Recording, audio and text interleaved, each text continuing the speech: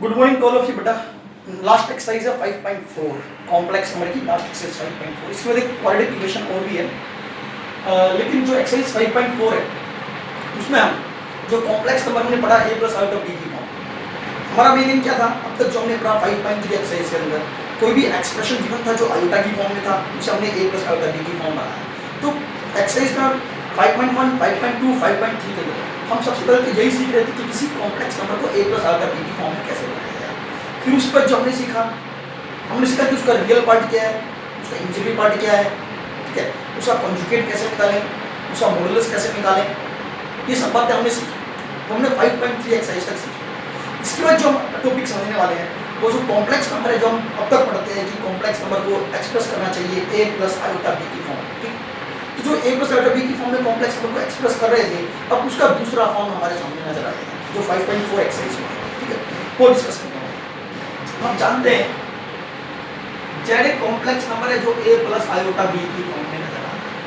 और आप ये भी जानते हैं कि हर एक कॉम्प्लेक्स नंबर को कन्वर्ट किया जा सकता है ऐसे कोऑर्डिनेट पॉइंट, ठीक है, 2, 3 a,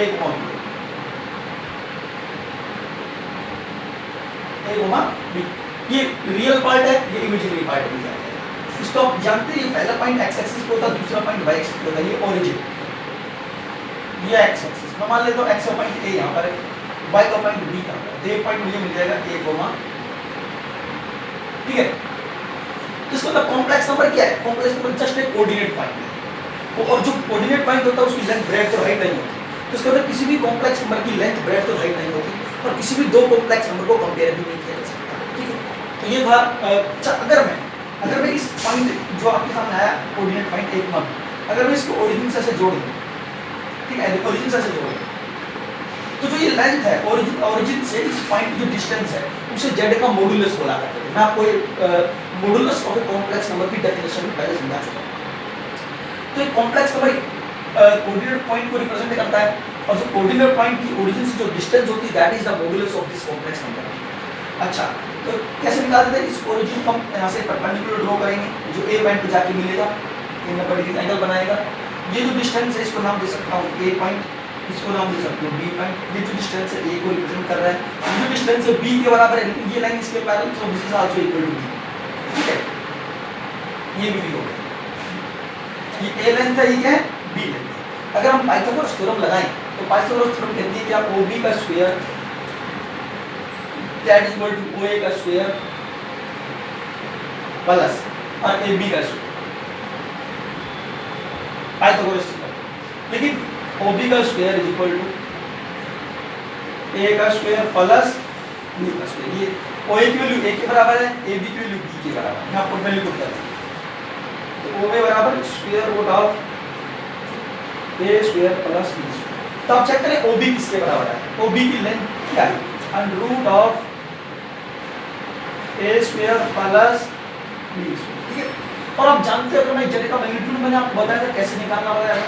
किसी को जहां से जो OB की लेंथ आई इस राइट एंगल ट्रायंगल का जो ये हाइपोटेन्यूज है, इस हाइपोटेन्यूज की लेंथ ही क्या है? z का मैग्नीट्यूड है। ठीक है, इसको z के मैग्नीट्यूड से या मॉडुलस से रिप्रेजेंट करते हैं, that is equal to under root of A square plus B square. आप इस राइट एंगल ट्रायंगल ऐसे बना के उससे भी आप z का मैग्नीट्यूड यानी कि z का मॉडुलस निकाल सकते हैं। ठीक है, जैसे मैंने आपको बताया, और मैंने मॉडुलस की डेफिनेशन बताई थी कि जो इस कॉम्प्लेक्स नंबर का जो कोऑर्डिनेट पॉइंट है उस कोऑर्डिनेट पॉइंट की जो ओरिजिन से डिस्टेंस है आप उस डिस्टेंस फार्मूला अप्लाई करके भी हम ऐसा कर सकते हैं। मैंने एक कोऑर्डिनेट पॉइंट ढूंढा, फिर एक ओरिजिन का पॉइंट है, इस पॉइंट को इससे जोड़ दिया, एक लाइन आ गई होगी, तो चाहे तो डिस्टेंस फार्मूला भी अप्लाई कर सकते हैं। a माइनस 0 ये ओरिजिन का पॉइंट क्या होगा? 0, 0। तो a माइनस 0 का होल स्क्वायर, b माइनस 0 का whole square, square root of a square plus b square. यही क्या है? z का मैग्नीट्यूड। ठीक है, और z का मैग्नीट्यूड मैंने जो डायरेक्टली याद करवाया था आपको वो याद करना है आपको। ये तो डायग्राम से इस तरह से हम निकाल सकते हैं, लेकिन z का जो मैग्नीट्यूड है या मॉडुलस कैसे निकाला गया? रियल पार्ट का whole square plus imaginary part का। ये रटवाया गया, ये याद करवाया कि ऐसे याद कर, एक्चुअली बना इस तरह से, उसका प्रोसेस के साथ। तो इस तरह से हम z अगर गिवन हो तो उसका मॉडुलस कैसे निकाला जा सकता है और एक कॉम्प्लेक्स नंबर किस तरह से पॉइंट को रिप्रेजेंट करेगा। लेकिन एक बात और भी, अब हम इस कॉम्प्लेक्स नंबर जो a प्लस अल्फा b दे रखा है इसको एक नई फॉर्म में कन्वर्ट करने वाले हैं, ठीक है। इस जो ये नई फॉर्म बनेगी उसके अंदर कुछ नए वेरिएबल्स होंगे, a और b को हम एलिमिनेट कर देंगे किसी दूसरे वेरिएबल के अंदर, मतलब a और b को चेंज कर देंगे, कह सकते हैं a और b को चेंज कर देंगे किसी दूसरे वेरिएबल के अंदर, कुछ नए वेरिएबल्स होंगे, तो उसको ये नई फॉर्म बनेगी a प्लस अल्फा b की, उसको बोलेंगे बेटा पोलर फॉर्म। और अब जो हम पढ़ने वाले हैं वो पोलर फॉर्म पढ़ेंगे, ठीक है, या फिर उसका नाम है modulus amplitude form.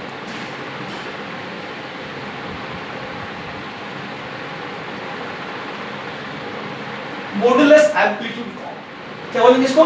Modulus amplitude form बोलेंगे, ठीक है। चलो देखते हैं मॉडुलस एम्पलीट्यूड फॉर्म क्या होता है।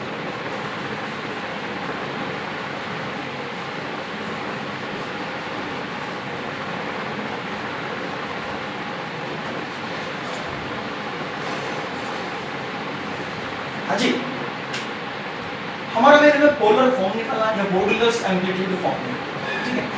z बराबर हमें कॉम्प्लेक्स नंबर गिवन है, जो z बराबर गिवन है उसको ही कन्वर्ट करेंगे एक नई form a plus alpha b। इसका कोऑर्डिनेट पॉइंट क्या है? a, b। अब सब अभी मैंने आपको बताया कैसे कन्वर्ट करना है वो देखिए। ये ओरिजिन, ये x एक्सिस और ये y एक्सिस, ठीक है। मैंने कहा जो ये कॉम्प्लेक्स नंबर है a प्लस अल्फा b की फॉर्म, उसका कोऑर्डिनेट पॉइंट a, b, ये पॉइंट x एक्सिस पर होगा, ये पॉइंट y एक्सिस पे। मान लेता हूं x एक्सिस पे ये पॉइंट a और y एक्सिस पे ये पॉइंट क्या है? b, ठीक है जी। तो ये पॉइंट यहां पे क्या होना चाहिए? a, b की फॉर्म में होना चाहिए। अब आपको क्या करना है, इस पॉइंट को कोई नाम दे, चलो मैंने p नाम दिया। ओरिजिन को इस पॉइंट से जोड़ो, ओरिजिन को इस पॉइंट से ऐसे ज्वाइन, ठीक है जी। ओरिजिन को इस पॉइंट जोड़ने पर एक परपेंडिकुलर फ्लूइड को, जैसे थोड़ी देर पहले समझाया था, दो चीजें, ये परपेंडिकुलर होगा यहां का मटेरियल, ठीक है। तो ये जो डिस्टेंस है इसको a नाम दे सकते हो, चाहो तो a नाम दे सकते हैं, इसको p नाम दे दिया। तो ये डिस्टेंस है वो a को रिप्रेजेंट कर रहा है और ये डिस्टेंस किसके बराबर है? b के बराबर। यहां से आता है कि दूरी b के बराबर, तो ये जो डिस्टेंस वो किसके बराबर होगा? b के बराबर, ठीक है।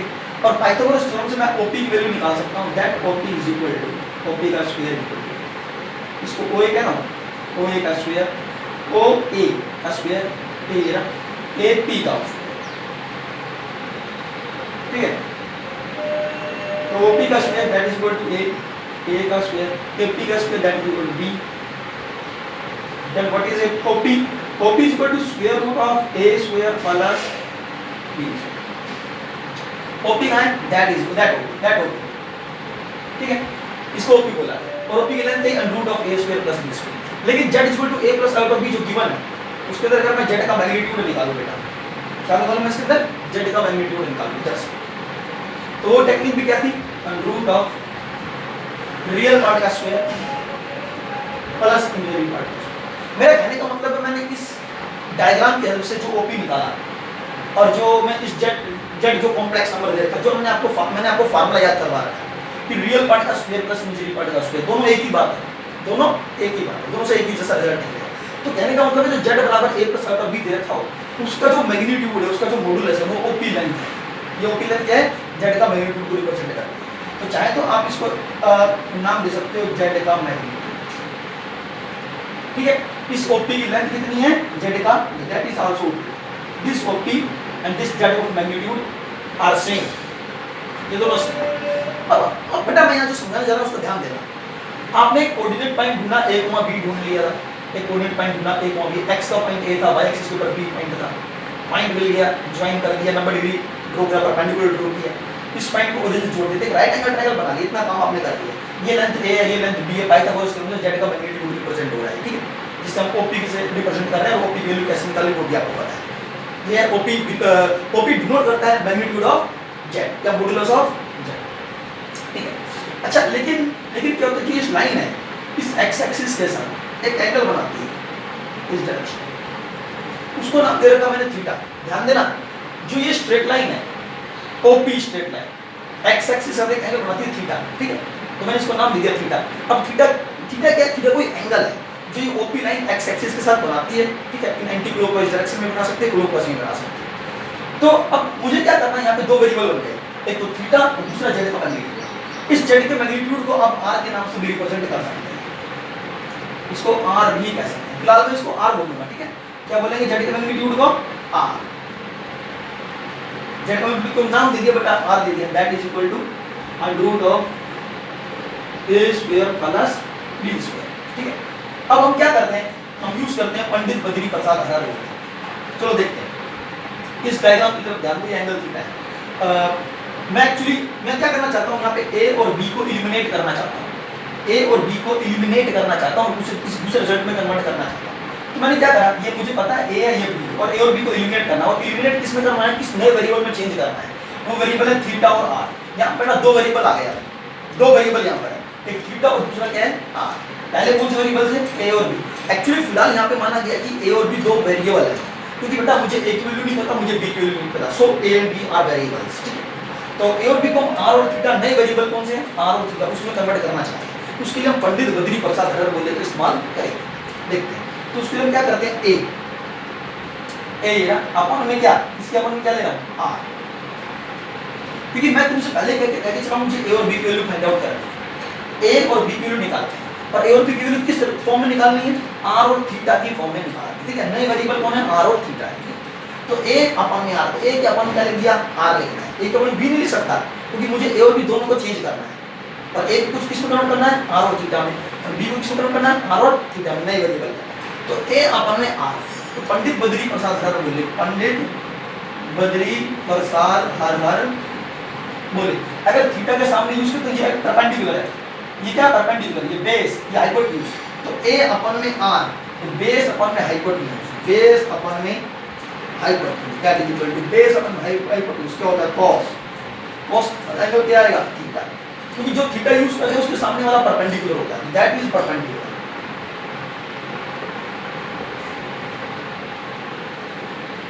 ये कौन है, बेस, ये कौन है, हाइपोटेन्यूज,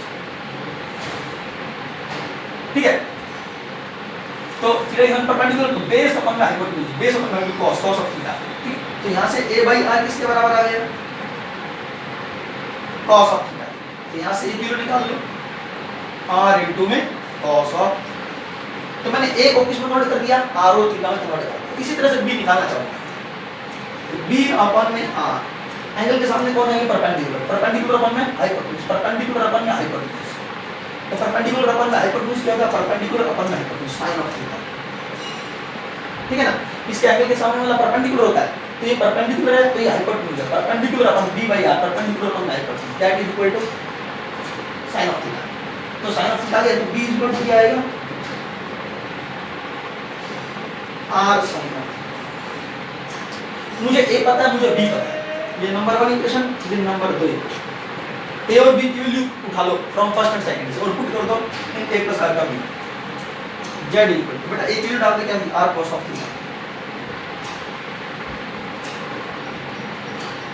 और b की वैल्यू क्या थी, r sin of theta, r sin theta, that is equal to r sin of theta, ठीक है। इतना काम हो गया।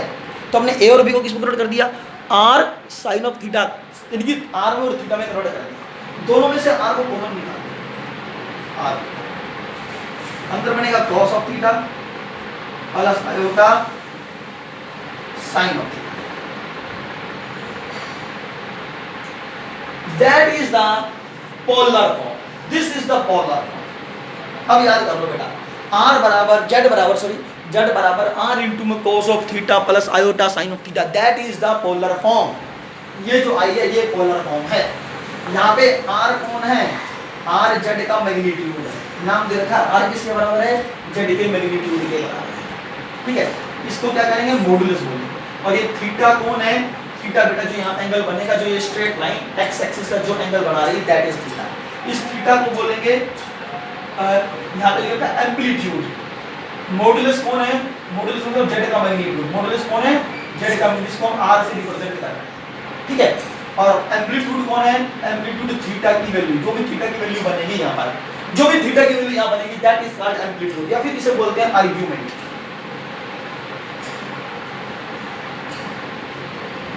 फाइव। ठीक है, तो ये छोटी सी बातें जो मैंने आपके सामने लिखी हैं वो सब याद करेंगे। आर मतलब जेड का मैग्नीट्यूड है, थीटा मतलब एम्पलीट्यूड है। तो इसका मतलब ये हुआ थीटा क्या है, एम्पलीट्यूड या फिर आर्ग्यूमेंट, एम्पलीट्यूड या फिर आर्ग्यूमेंट। एक बात और क्लियर कर देता हूं मैं, आर की जो वैल्यू है, सॉरी थीटा की जो वैल्यू है जिसे हम एम्पलीट्यूड बोल रहे हैं, वो थीटा की वैल्यू हमेशा इसके बीच में लाई करेगी, ग्रेटर देन माइनस का pi but less than is equal to. याद करो ये बात, थीटा इससे बाहर नहीं जाना चाहिए। थीटा की वैल्यू भी क्या लाई करेगी, थीटा की वैल्यू माइनस पाई से प्लस पाई के बीच में लाई करनी चाहिए। माइनस पाई पे इक्वलिटी नहीं है, प्लस पाई के ऊपर इक्वलिटी आनी चाहिए। ये छोटी सी बात याद रखनी है बेटा, थीटा की वैल्यू माइनस पाई से प्लस पाई के बीच में ही लाई करेगी। अब देखो इसके अंदर टोटल मिला के ये होगा, आपको जेड एक कॉम्प्लेक्स नंबर देगा जो a प्लस अल्फा b की फॉर्म में होगा। ये थीटा वेरिएट क्यों कर रहा है, इसको वेरिएबल क्यों बोल रहे हैं, जेड को मैं r को भी एक वेरिएबल मान रहा हूं फिलहाल, r और थीटा दोनों वेरिएबल है। क्यों, क्योंकि because a and b both are variable, क्योंकि दोनों वेरिएबल है। अच्छा ये वेरिएबल क्यों है, मान लीजिए a की वैल्यू फिलहाल यहाँ पर कुछ है, यहाँ पर भी कुछ है, तो एक पॉइंट मुझे मिल गया, पॉइंट को आपने से जोड़ दिया तो थीटा फिक्स हो गया, थीटा फिक्स हो गया। लेकिन अगर a और b कुछ और होता तो पॉइंट यहाँ पर हो सकता था, पॉइंट यहाँ पर हो सकता था, पॉइंट यहाँ पर हो सकता है, यहाँ पर हो सकता है, यहाँ पर हो सकता है, यहाँ पर कहीं पर भी हो सकता है। तो जो पॉइंट है a और b का जो कोऑर्डिनेट पॉइंट है वो पहले क्वाड्रेंट में भी हो सकता है, दूसरे में भी, तीसरे में भी, चौथे में भी। क्या पता इस x एक्सिस पर हो, क्या पता इस नेगेटिव x एक्सिस पर हो, क्या पता पॉजिटिव y एक्सिस पर हो। ये पॉइंट वो डिपेंड करता है a और b की वैल्यू पर। तो जैसे से ये पॉइंट वेरिएट करेगा उसके हिसाब से थीटा और r भी क्या होंगे, वेरिएट करेंगे, थीटा और r चेंज होते रहेंगे।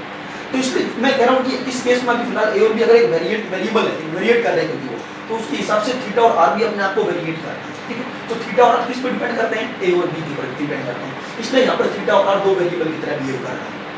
ठीक है, लेकिन जब हमको कॉम्प्लेक्स नंबर देगा z equal to a plus alpha b, यहाँ पे a और b की वैल्यू कुछ गिवन होगी, मतलब यहाँ पे a की वैल्यू 1 होगी या b की वैल्यू -1 ऐसे कुछ गिवन होगी। ठीक है, तो a और b की वैल्यू जब गिवन होगी तो हमारा मीनिंग क्या रहेगा कि हमें याद करना है कि पोलर फॉर्म ये होनी चाहिए r into cos of theta plus alpha sin of theta. जबकि मुझे a और b की वैल्यू अगर मुझे पता होगी तो मैं क्या करूंगा, सबसे पहले r निकालूंगा और उसके बाद मैं थीटा निकालूंगा, r और थीटा निकाल के इसमें पुट कर दूंगा, that is the polar form. हमें r और थीटा निकालना होगा हमेशा जब पोलर फॉर्म बनाएंगे। ठीक है, तो याद ये रखना है कि थीटा की वैल्यू माइनस पाई से प्लस पाई के बीच में लाई करेगी। वो क्यों करेगी अभी थोड़ी देर में बताऊंगा। ठीक है, चलो अभी फिलहाल के लिए इतना है। आगे मैं क्वेश्चन समझाऊंगा आपको, लेकिन क्वेश्चन समझाने से पहले एक मिनट। हाँ जी, उसके बाद कर रहे थे हम पोलर।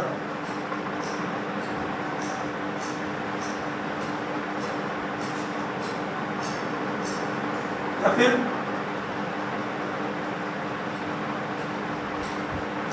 Modulus amplitude.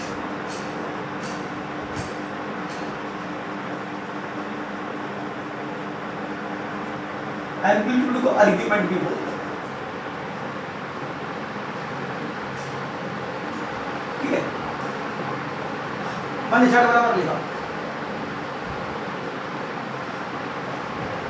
क्या कहेगा, z equal to a plus alpha b is a complex number, convert it into the form of polar form, convert it into the polar form या फिर modulus amplitude form।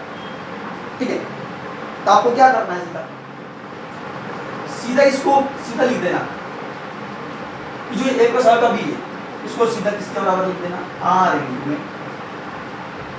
cos of theta plus iota, that is the polar form, this is polar form.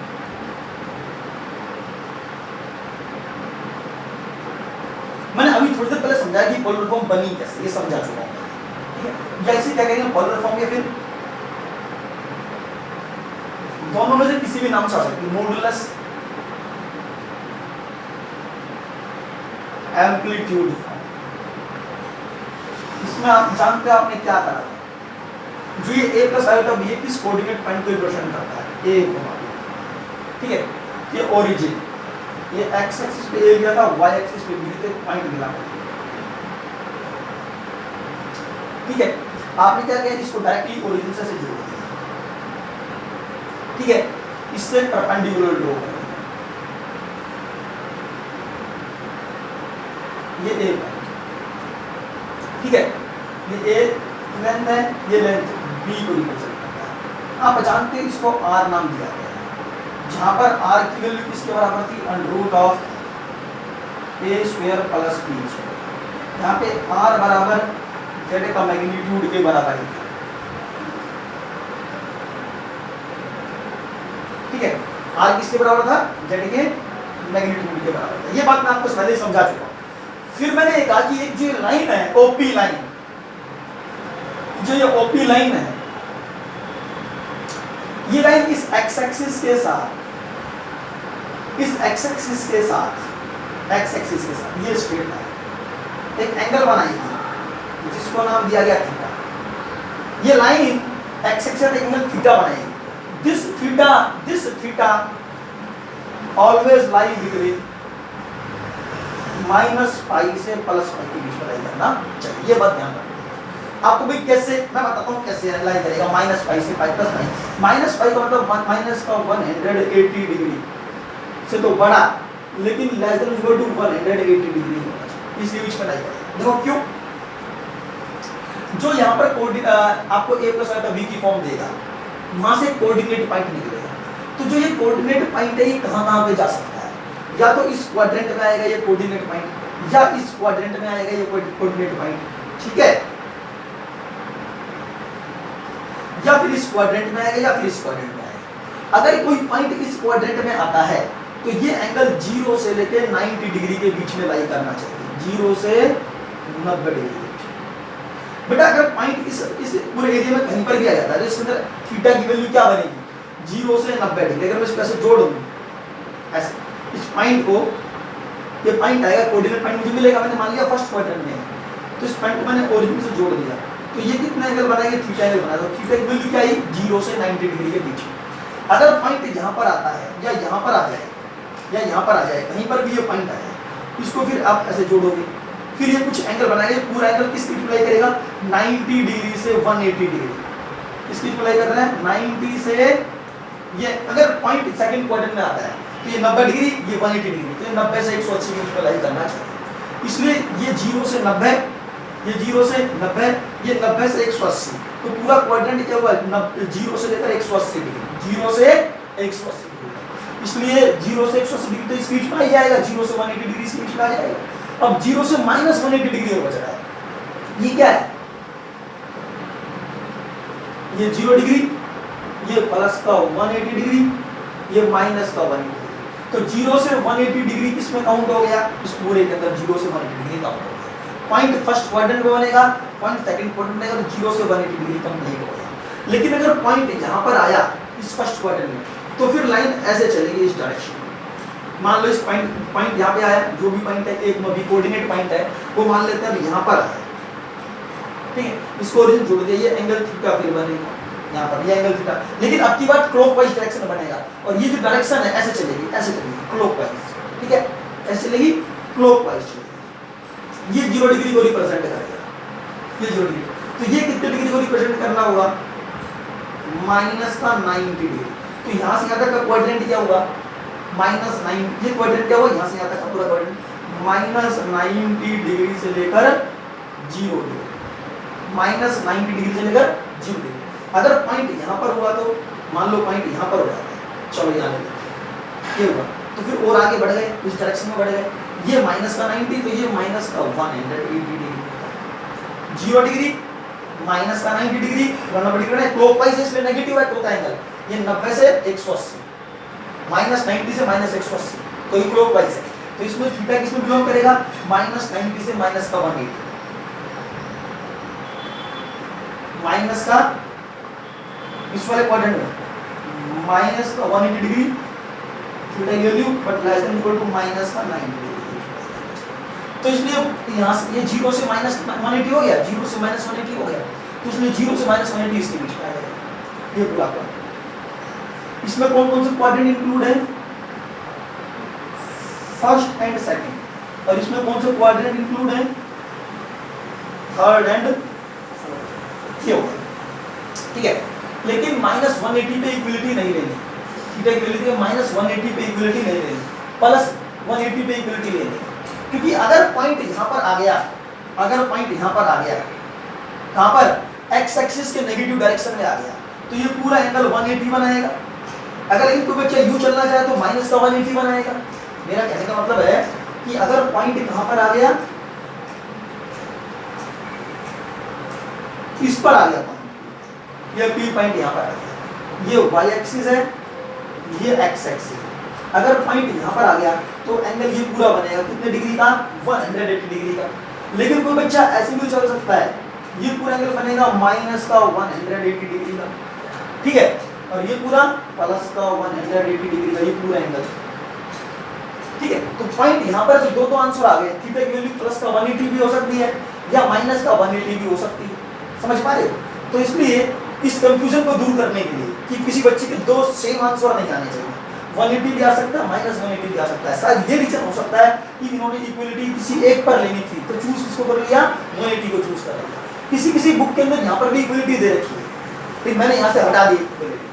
किसी book में नहीं दे रखी, मैंने अपनी तरफ से नहीं हटाई, बुक में दे रखा है कि यहाँ पे इक्वलिटी नहीं आनी चाहिए, लेकिन किसी बुक में दे रखा है कि इक्वलिटी आनी भी चाहिए, तो यहाँ पे इक्वलिटी मत लेना, क्योंकि अगर पॉइंट यहाँ पर आता है तो किसी बच्चे का आंसर 180 आएगा, किसी का माइनस का 180 आएगा, लेकिन दोनों के अलग अलग आंसर हो जाएंगे इस हिसाब से। तो इसलिए हम चाहते हैं कि आंसर सेम आए, इसको बनाने के लिए हमने क्या करता है, इक्वलिटी यहाँ से हटा दी। तो ये छोटी सी बात थी थीटा के बारे में जो आपको याद होनी चाहिए, मैं इससे क्वेश्चन करवाने वाला हूँ, ठीक है। हाँ जी, तो अब मैं बताता हूँ पोलर फॉर्म मॉडुलस फॉर्म। अब वैसे मैंने क्वेश्चन ले लिया, z equal to 1 plus iota, लेकिन इस पे एक बात ध्यान रखनी, जो थीटा है वो ग्रेटर देन माइनस का 180 degree but less than equal to 100। इस थीटा को क्या बोलते हैं, आर्ग्यूमेंट बोलते हैं। This theta is called argument या फिर एम्पलीट्यूड के नाम से जाना जाएगा, ठीक है। तो मैं क्या करूंगा, मैंने आपको बताया कि थीटा माइनस का 180 से प्लस 180 के बीच में लाई करना है। तो मैं अभी काम करने जा रहा हूं, मैं आपको 4 तरह के क्वेश्चन समझाऊंगा, ठीक है, मतलब 4 इस तरह से कॉम्प्लेक्स नंबर लूंगा। वो 4 कॉम्प्लेक्स नंबर ऐसे लूंगा कि इसका जो कोऑर्डिनेट पॉइंट होगी, इनके जो कोऑर्डिनेट पॉइंट होगी वो एक बार फर्स्ट क्वाड्रेंट में जाएगा, एक बार सेकंड में, एक बार थर्ड में, एक बार फोर्थ में। तो एक बार मैं ऐसे कॉम्प्लेक्स नंबर लूंगा जो चारों क्वाड्रेंट में जाएंगे, और उन चारों क्वाड्रेंट के अंदर थीटा हम कैसे फाइंड आउट करेंगे वो मैं आपको समझाने जा रहा हूं, ठीक है। तो मैंने 1 प्लस आयोटा एक कॉम्प्लेक्स नंबर लिया, जो भी आप कॉम्प्लेक्स नंबर लिखो उसको r इनटू पोलर फॉर्म में लिख लो, convert this complex number a plus iota b into the polar form या फिर मॉड्यूलस एम्पलीट्यूड फॉर्म लिखा हुआ है। तो इसको लिख देना, that is equal to, let 1 plus iota is equal to r into cos theta plus iota sin of, ठीक है जी बेटा। सबसे पहले हम r निकालना चाहते हैं, आप r जानते हैं, r का मतलब z का मैग्नीट्यूड होता है। बेटा r निकालने में कोई प्रॉब्लम नहीं, जैसे z का मैग्नीट्यूड निकालते हैं वैसे निकालते हैं। r बराबर z का magnitude that is equal to square root of, z का magnitude that is equal to square root of real part का स्क्वायर प्लस इमेजिनरी पार्ट का square. 1 plus 1 equal to under root of 2। बेटा real part कितना है, 1 है, इसका imaginary part कितना आएगा, 1 है, तो सीधा z का मैग्नीट्यूड r क्यूब निकाल लिया, r cube under root 2 r का मतलब z का मैग्नीट्यूड, z का मॉड्यूलस। अब डायरेक्टली ये निकालेंगे, इसमें कोई प्रॉब्लम नहीं। प्रॉब्लम आएगी थीटा के अंदर, तो देखो क्या क्या करना है। अब मुझे एक चीज पता है, मैं थीटा को कैसे निकालूंगा। सबसे पहले आपको एक काम करना है, इसका कोऑर्डिनेट पॉइंट ढूंढो, वो क्या है, 1, इसका कोऑर्डिनेट पॉइंट पहले रियल पार्ट लिखते हैं फिर इमेजिनरी पार्ट लिखते हैं। 1, 1 एक कोऑर्डिनेट पॉइंट है, इसको प्लॉट कर देते हैं ऑन 2 डायमेंशनल प्लेन के ऊपर, ठीक है। जैसे कि मैं एक काम करता हूं, इसको मिटाता हूं और एक 2 डायमेंशनल प्लेन पे पहले इसमें से थीटा निकालने के लिए ऐसा कर रहे हैं। थीटा निकालने के लिए इसका कोऑर्डिनेट पॉइंट ढूंढ लो जो भी होता है और उसको 2 डायमेंशनल प्लेन के ऊपर प्लॉट कर दो, ठीक है जी। 2 डायमेंशनल प्लेन ऐसे बनाओ, ये प्लेन बना के दिखाना है, वहां पर क्वेश्चन में भी बना के दिखाना है। कई लोग है ना इस क्वेश्चन को अलग तरीके से करवाते हैं, मैं इस तरीके से कराना पसंद करता हूं।